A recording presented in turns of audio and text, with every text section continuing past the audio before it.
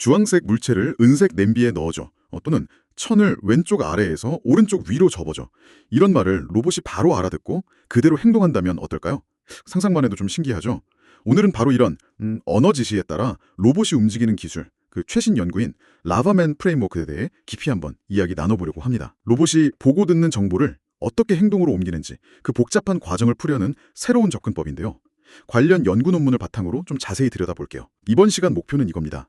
라바맨이 기존 방식이랑 뭐가 다른지, 또 목표 이미지 예측이라는 그 독특한 학습법은 뭔지, 그리고 이 연구를 위해 특별히 만들었다는 OOPP 데이터셋은 또 어떤 건지 알아보는 거예요. 로봇이랑 소통하는 방식이 어떻게 발전하는지 같이 한번 따라가 보시죠. 네, 오늘 저희가 살펴볼 자료는 로봇 학습 분야에서 아주 저명한 학회죠. 콜 두 에러 125에 발표된 연구입니다. 특히 주목할 점은 사람이 일일이 이건 이거다, 저건 저거다 알려주지 않아도 로봇 스스로 학습하는 방식, 바로 자기 지도 학습, self-supervised learning을 쓴다는 점이에요. 자기 지도 학습이요? 네, 그러니까 로봇이 데이터를 보면서 스스로 패턴이나 규칙을 찾아 배우는 거죠. 뭐랄까, 아이가 주변 세상을 보면서 혼자 깨우치는 거랑 좀 비슷하다고 할 수 있겠습니다. 그렇군요. 근데 로봇이 그냥 사과라는 단어랑 사과 사진을 연결하는 거, 그걸 넘어서서 사과를 그릇에 넣어줘 같은 지시를 이해하고 실행하는 게 왜 그렇게 어려운 문제였을까요?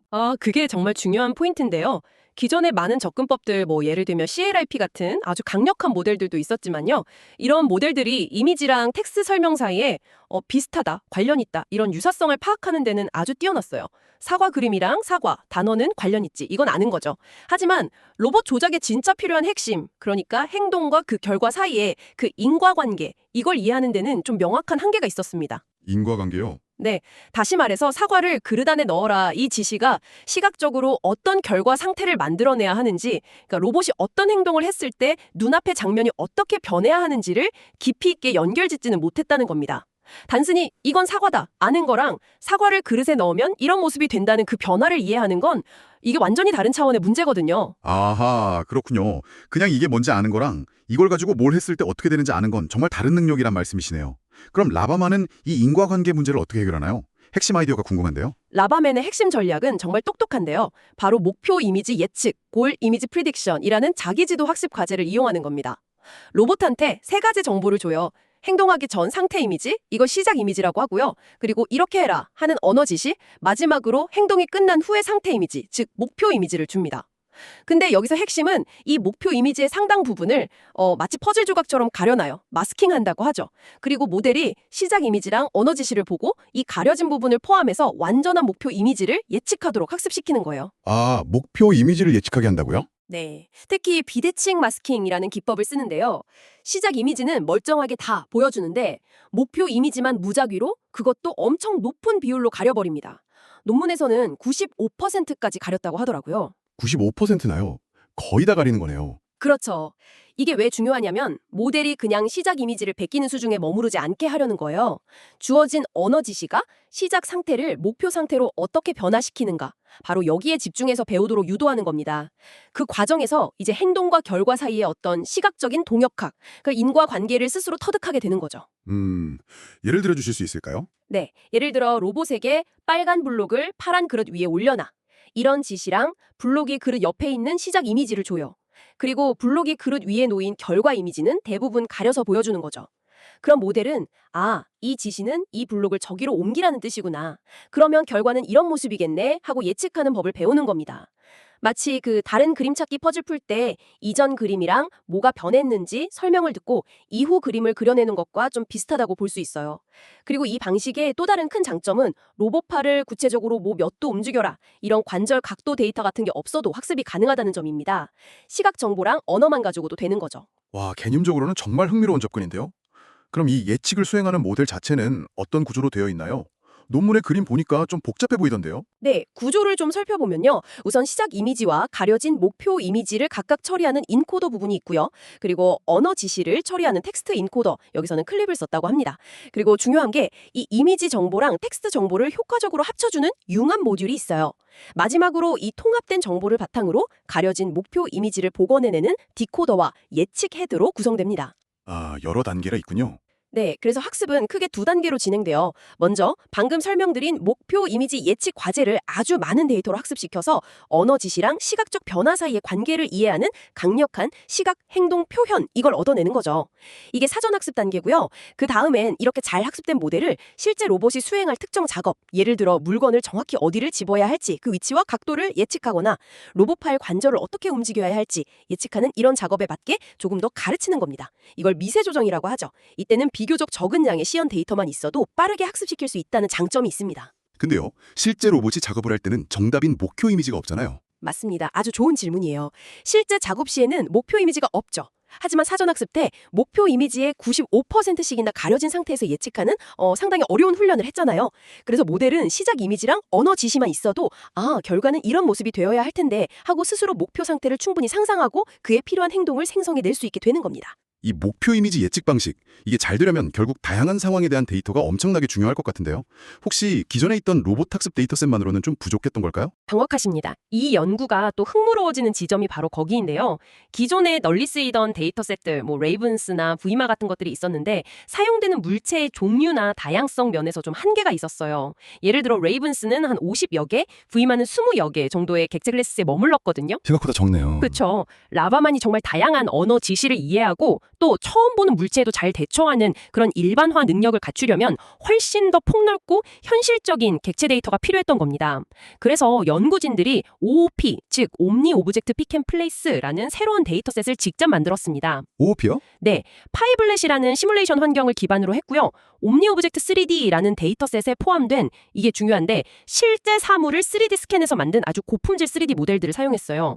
규모 면에서도 압도적인데요. 무려 180개의 객체 클래스 그리고 3,200개의 유니크한 객체 인스턴스를 포함합니다. 기존 데이터셋들이랑은 정말 비교가 안 될 정도로 방대하죠. 와, 180개 클래스에 3,200개요. 정말 많네요. 네, 그리고 몇 가지 중요한 특징을 더 말씀드리면 로봇팔이 실제로 집을 수 있는 크기, 대략 지름 4cm에서 40cm 사이의 객체들만 골랐고요. 또 객체들이 너무 막 빽빽하게 놓여서 시뮬레이션이 비현실적이 되는 걸 막기려고 공간 분할 기법 같은 걸 써서 배치의 다양성도 확보했습니다.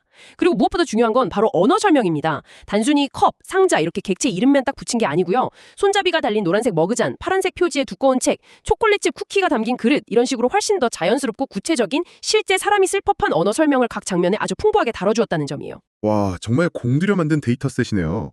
그럼 이 OPP 데이터셋은 모델 성능 평가할 때도 아주 유용하게 쓰였겠군요. 특히 그 일반화 능력, 이걸 제대로 확인하고 싶었을 텐데요. 네, 맞습니다. OOPP 데이터셋을 학습용이랑 테스트용으로 나눠서 라바맨 성능을 아주 철저하게 검증했습니다.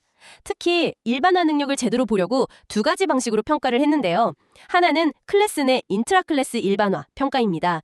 예를 들어 학습할 때 컵이라는 클래스에 여러 컵들을 보여줬다면 테스트 때는 학습 때 못 봤던 새로운 디자인의 컵을 사용하는 식이죠. 같은 범주 안에서 얼마나 잘 일반화하는지를 보는 겁니다. 아, 같은 종류지만 처음 보는 물건에 대한 테스트군요. 그렇죠. 다른 하나는 더 어려운 건데요. 클래스 간, 인터클래스 일반화 평가입니다. 이건 학습 과정에서 아예 한 번도 등장하지 않았던 완전히 새로운 종류의 객체 클래스. 예를 들어 학습된 바나나가 전혀 없었는데 테스트 때 바나나를 사용하는 거죠. 모델이 얼마나 근본적으로 새로운 종류의 사물에도 잘 대응하는지를 측정하는 가장 강력한 지표 중 하나라고 할 수 있습니다. 평가 작업 자체도 그냥 단순한 게 아니라 여러 물건을 한 번에 모아 포장하거나 순서대로 포장하는 등 실제 활용과 좀 유사한 시나리오를 사용했어요. 그래서 결과는 어땠습니까? 라바맨이 이런 까다로운 테스트들에서 정말로 뛰어난 성능을 보여줬나요? 결론부터 말씀드리면 네, 라바맨은 여러 주요 벤치마크에서 아주 인상적인 성능을 보여줬습니다. 사전 학습에는 직접 만든 고 OPP 데이터셋이랑 실제 로봇 비디오 데이터에서 추출한 약 12만 개의 데이터를 섞어서 사용했다고 하고요. 여러 테스트 결과를 좀 요약해보면 우선 시뮬레이션 환경, 레이븐스, OPP에서 물건 집어 옮기는 작업 있잖아요. 그 SE2 행동 예측 평가에서 라바맨이 기존의 다른 사전학습 기반 모델들이나 클립 기반 모델 같은 것들보다 전반적으로 더 높은 성공률을 보였습니다. 특히 제가 강조하고 싶은 건 학습 때 전혀 보지 못했던 객체나 아예 새로운 클래스의 객체에 대한 작업 성공률, 즉 일반화 성능에서 아주 두드러진 우위를 보였다는 점이에요. 오, 일반화 성능이요? 네, 이게 바로 목표 이미지 예측 방식의 힘을 보여주는 증거라고 할 수 있겠죠. 그리고 프랑카 키친이라는 다른 시뮬레이션 환경이 있는데 여기서는 더 복잡한 로봇팔의 구자유도 관절 각도를 예측하는 테스트를 했어요. 근데 놀랍게도 정답 데이터를 사용해서 학습시킨 지도학습 기반 모델들하고 비교해도 최고 수준, 그러니까 스테이트 오브 디 아트 성능을 달성했습니다. 자기 지도 학습만으로요? 대단하네요. 네, 그게 상당히 주목할 만한 부분이죠. 또 언어 설명에 해당하는 객체 찾기 벤치마크에서도 좋은 성적을 거뒀는데요. 복잡한 장면 속에서 테이블 위에 빨간색 캔 같은 설명에 맞는 객체 위치를 정확히 찾아내는 능력 역시 뛰어났습니다. 이건 라바맨이 단순히 행동만 배우는 게 아니라 언어랑 시각 정보 사이의 의미적 연결도 잘 학습했다는 걸 보여주죠. 마지막으로 실제 로봇 실험에서도 가능성을 입증했습니다. UR5 로봇파를 써서 10가지 작업을 수행했는데 시뮬레이션에서 학습한 모델이 실제 환경에서도 꽤 잘 작동했어요. 학습 때 못 본 색깔이나 객체는 물론이고 심지어 서랍열기나 물건 밀기처럼 아예 새로운 유형의 작업까지 어느 정도 성공적으로 수행하는 일반화 능력을 보였습니다. 실제 로봇에서도 잘 되는군요. 네, 근데 여기서 또 흥미로운 점은 연구진이 인식 점수랑 물리적 성공 점수를 구분해서 보고했다는 거예요. 아, 그건 왜죠? 로봇이 목표물을 정확히 인식했더라도, 즉 인식에는 성공했더라도 실제 팔을 움직여서 잡는 과정에서 미끄러지거나 다른 물체에 부딪히는 바람에 실패할 수도 있잖아요. 이런 물리적 실행 단계에서의 실패 때문에 두 점수가 차이 날 수 있다는 거죠. 이 간극을 줄이는 게 또 앞으로의 과제이기도 하고요. 듣고 보니 정말 다방면에서 좋은 성능을 보였군요. 특히 처음 보는 물체나 작업에 대한 그 일반화 능력이 상당히 인상적인데요. 그렇다면 라바맨의 이런 성공 뒤에는 어떤 핵심적인 설계 요소들이 있었을까요? 어떤 부분이 좀 결정적인 기여를 했다고 볼 수 있을까요? 네, 좋은 질문입니다. 연구진들도 당연히 그게 궁금했겠죠. 그래서 어떤 요소가 얼마나 중요했는지 확인하는 분석, 에이블레이션 스터디라고 하죠. 이걸 수행했습니다.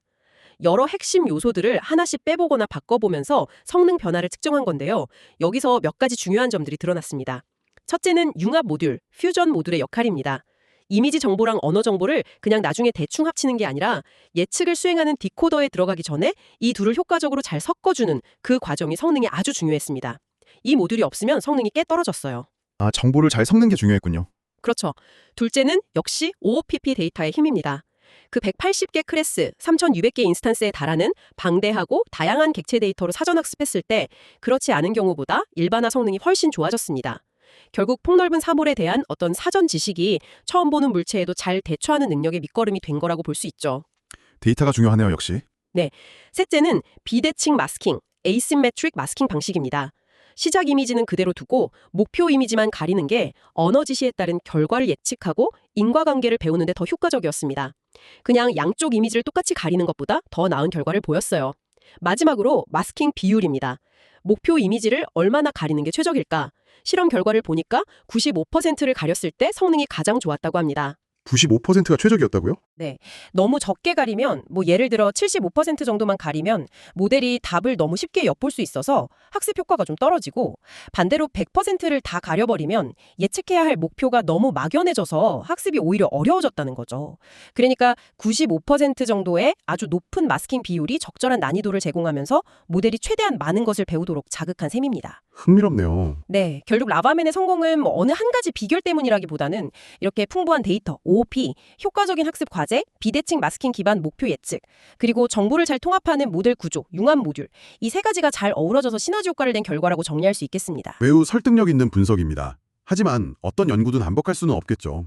라바맨 역시 분명히 개선해야 할 점이나 아직 해결하지 못한 과제들이 있을 것 같은데요. 네, 물론입니다. 연구진들도 논문에서 몇 가지 한계점을 솔직하게 이야기하고 있습니다.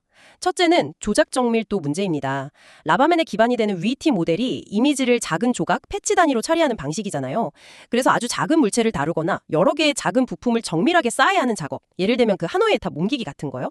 이런 데서는 상대적으로 정확도가 좀 떨어질 수 있다고 합니다. 아, 세밀한 작업에는 약점이 있을 수 있군요. 활용 방식의 한계입니다.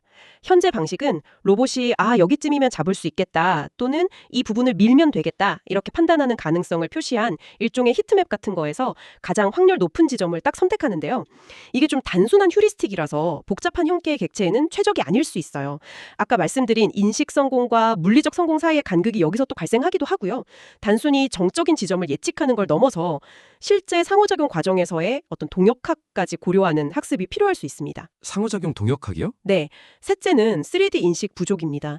현재 모델은 기본적으로 2D 이미지만 보기 때문에 위에서 볼 때는 비슷해 보이지만 실제로는 다른 3차원 형태를 가진 물체, 예를 들어 납작한 원반이랑 둥근 공 같은 거요. 이런 걸 구분하기 어려울 수 있습니다. 3차원 형태나 깊이 정보를 더 잘 이해하는 능력이 보강될 필요가 있겠죠. 넷째는 관절 객체 처리 문제입니다. 이 연구는 주로 단단한 물체를 짚고 옮기는 데 초점을 맞췄기 때문에 서랍이나 문처럼 여러 부품이 연결돼서 움직이는 객체와의 상호작용은 아직 잘 다루지 못합니다. 아, 서랍 같은 거요? 향후 OEPT 데이터셋에 이런 종류의 객체랑 작업을 추가하는 게 도움이 될 수 있다고 보고요. 마지막으로 예측된 목표 이미지가 좀 흐릿하게 블러리해 보인다는 점입니다. 흐릿하게 보인다고요? 정보보다는 객체의 위치나 전체적인 형태 같은 어떤 의미론적인 정보를 복원하는 데 좀 더 집중하기 때문이에요.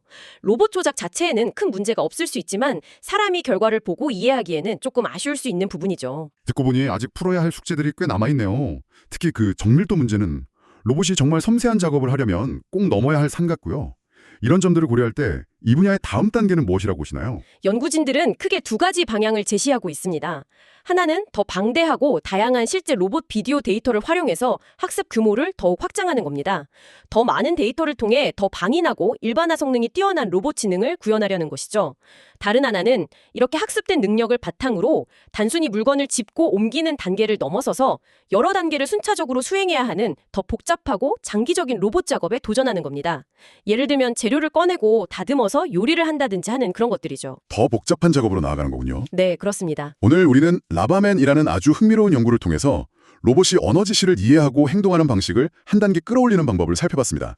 핵심은 목표 이미지 예측이라는 아주 영리한 자기지도 학습 과제와 OIPP라는 풍부한 데이터를 통해 단순한 패턴 매칭을 넘어서 행동의 결과를 예측하고 이해하도록 로봇을 학습시킨다는 점이었죠. 네, 맞습니다. 이것은 단순히 로봇이 사람 말을 더 잘 알아듣는다 이런 수준을 넘어서는 거예요.